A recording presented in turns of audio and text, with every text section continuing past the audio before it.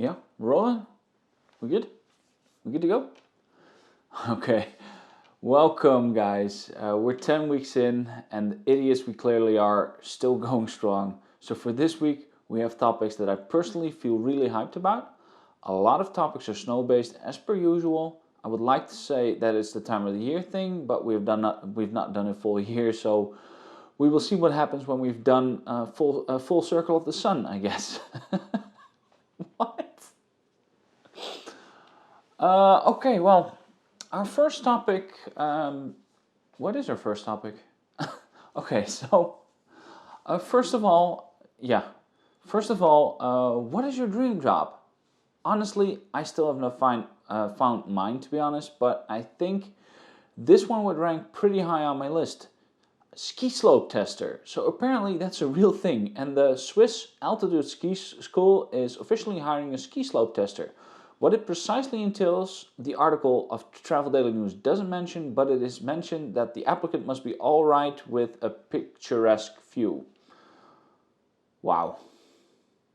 Okay, well, it's not a bad thing to have a picturesque view on your job, now is it? I assume the ski slope tester needs to ensure that the slopes are family friendly, and that brings us nice into this next topic. Club Med has revealed the world's top family ski resorts. They analyzed resorts based on snow reliability, hygiene, slope access, air quality, and child-friendly restaurants, among others, which resulted in a list of 50 resorts around the world. However, it's interesting to note no US or Canadian resort made it into the top 10. But in the top 10 countries are France, Spain, Austria, and Switzerland, with the number 1 spot going to Tignes, France, number 2 going to Beccaria Berat in Spain, and the 3rd place back to France and La Plagne. The Austrian resort of Kaprun comes in at 4th. If you're interested in the rest, you know where to find it. Interesting though, no US and Canadian resorts. That's a little bit surprising because they have so many. Okay, so when resorts are not an option, or when you have pushed progressive riding in the resorts to its fullest and you're looking for a new challenge, what does the amazing snowboarder Elena Hights do? She hits the backcountry. And she makes what looks like one of the most exciting new videos in the backcountry scene since, well, maybe Travis Rice's last film. So here's Elena's first feature snowboard film. It's called Blank Canvas.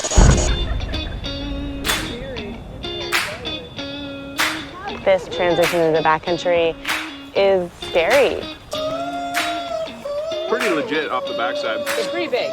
I'm not a seasoned veteran, and I'm learning along the process. And now all your stuff will be going off this way. And at the same time, that's what's so exciting about it. It doesn't look too crazy over here. Yeah, Elena, get it.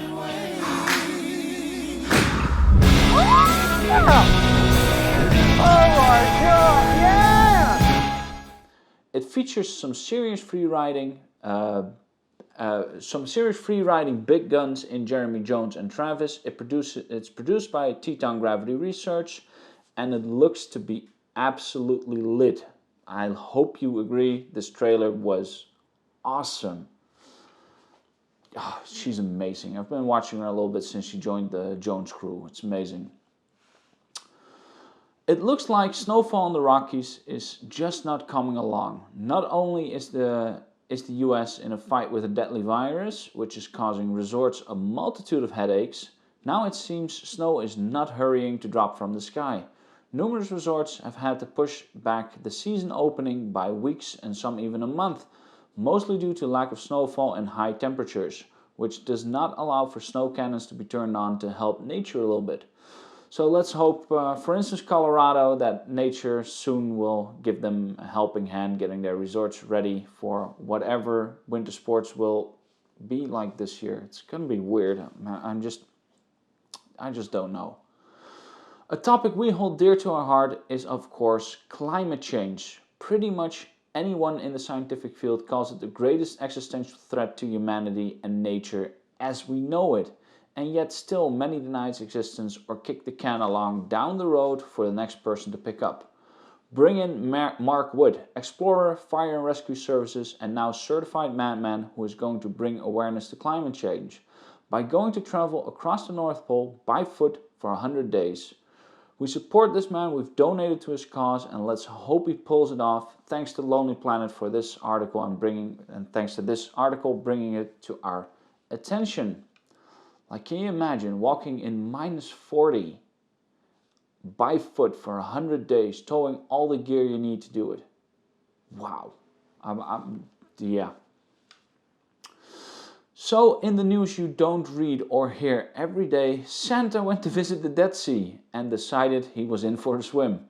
And to cheer up the place, he decided to bring a Christmas tree. He went a Christmas tree to the Dead Sea, okay. Santa decided, though, that the whole swim was a bit much, especially with the Christmas tree, so he paddled out to a location on the lake, then set up the Christmas tree and chair there, then decided it was time for a little swim in the saline-rich waters. Thank you, Santa, for spreading cheer and joy in these trying times, and apparently going for a nice swim before you have to do all the work. And thanks for Reuters for reporting on it. Okay, well, staying in the holiday spirit, Lonely Planet has an article up, the 9 best holiday celebrations around the world. Now we know, and Lonely Planet as well, that traveling is a little bit sketchy due to the pandemic. These might not be held the way this year traditionally, as they are going to be hopefully again next year. So the 9, by the way, are the Sunburned Christmas at Bondi. Another one, for instance, is the New Year's Dive in the Netherlands, the Hochrennen in Switzerland. There's a lot of funny things. Oh, by the way, there's a reindeer race in Norway. Like, come on, that's dope. If you're interested in knowing what these are, the link will be down below. Have a good read. They're amazing celebrations for the new year. There's a lot of fun in it. And if you have a chance to attend one, do it safely and enjoy yourself. And else, wait till next year and have fun. Should we do the New Year's dive this year? We should. Yeah, maybe we'll do it. With traveling comes looking for those certain spots that will scratch that itch. Just the right location, for instance, you were looking for. Just the right experience you were looking for. So wishtrip has launched an app called Track Pilot, which acts as a guide for travelers on their tracks to help guide them to the locations and attractions previous users pointed out as interesting. So, interesting app. See if you're interested in it. Travel Daily News reported on it, so you can find the article again down below. Yeah, we have no use for it right now, but you know, we can look into it. As a motorcycle enthusiast, sometimes my urge for the road just gets to me. So we had to add a motorcycle travel topic in this one. Travel Daily News has a nice article up about it with 5 tips at how to prepare for a motorcycle road trip. Choose the right bike. Well, that one's painfully obvious. If you're going to do a long road trip, don't do it on a super bike or a super sport. Get an adventure tourer or a nice touring bike. And the other tips are drink plenty and rest enough, obviously. Prefer eating off hours. So if you're stopping at roadside restaurants, try and eat earlier or later so you don't get jammed in the traffic. And also a very important one, map. Don't forget your earplugs. And with map, of course, by the way, we mean map your trip out and don't lose it. Use GPS, use maps, just do it. Earbuds, maybe for some communication as well, all very important things to bring. So if you're doing a road trip, remember those. And in a dark note, as in dark because of it's dark outside, the next solar eclipse is upon us. The 2020 eclipse is this December the 14th, and the total eclipse will cross Chile and Argentina. Now it's a bit hard for the eclipse hunters this year due to the pandemic, but if you are by any chance there, feel free to enjoy it, because sure as hell I am jealous. Like, yeah, I like the eclipse. But this is the end again, and I wouldn't want to say it, but if you like and if you liked it, please hit the like button. If you don't like it, please hit the dislike button. If you have comments or anything you want to leave us, if you want to get a bit involved, please leave some comments down below. If you enjoyed it, of course, as well, please subscribe. We're doing our best here. We enjoy doing it, but it would be more fun with more of you enjoying it with us. So, on that final note, See ya.